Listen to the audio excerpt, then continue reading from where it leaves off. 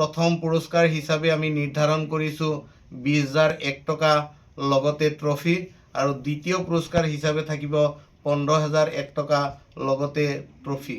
মায়াবিনী নামেৰে এটি সংঘ স্থাপন কৰিছোঁ। আসসালামু আলাইকুম ও নমস্কাৰ সুপ্ৰিয় দৰ্শক মণ্ডলী, আপোনালোকে যিয়ে য'ৰ পৰা চাই আছে সকলোকে আন্তৰিক শুভেচ্ছা ও অভিনন্দন জনাইছোঁ।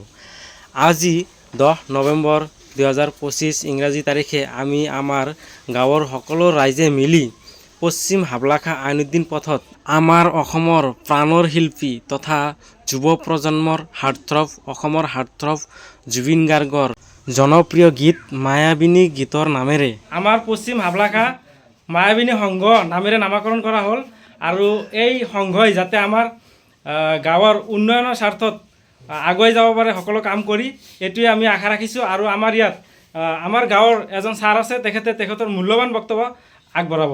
হাজো সমষ্টিৰ অন্তৰ্গত হাবলাখা গাঁৱৰ আইনুদ্দিন পথত আমি প্ৰাণৰ শিল্পী জুবিন গাৰ্গৰ স্মৃতি জীয়াই ৰখাৰ উদ্দেশ্যেৰে তেখেতৰ গানৰ যিটো মায়াবিনী নামেৰে এটি সংঘ স্থাপন কৰিছোঁ।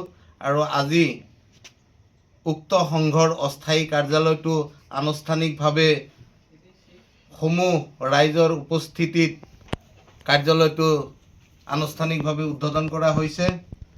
আগন্তুক 2026 বৰ্ষৰ 10 জানুৱাৰী তাৰিখে সদসম ভিত্তিত প্ৰাইজ মানি দিবানৈশ ভলীবল খেল প্ৰতিযোগিতা পাতিবলৈ মনস্থ কৰিছোঁ।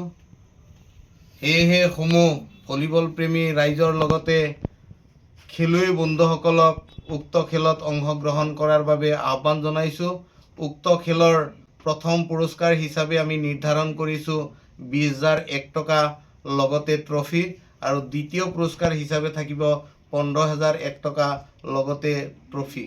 সমূহ ৰাইজৰ সহায় সহযোগিতা আমি মায়াবিনী সংঘৰ পৰা শ্ৰদ্ধাৰে কামনা কৰিছোঁ। ধন্যবাদ।